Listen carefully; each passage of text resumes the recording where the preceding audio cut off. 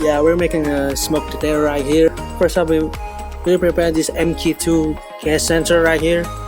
We connect the A0 analog pin to the A0 pin in the ESP8266.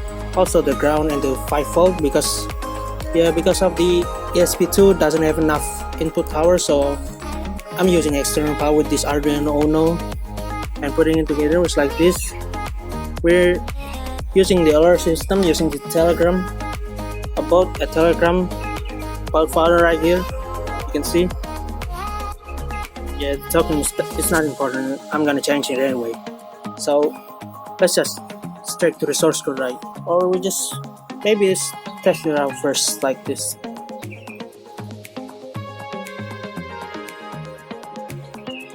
Now you see.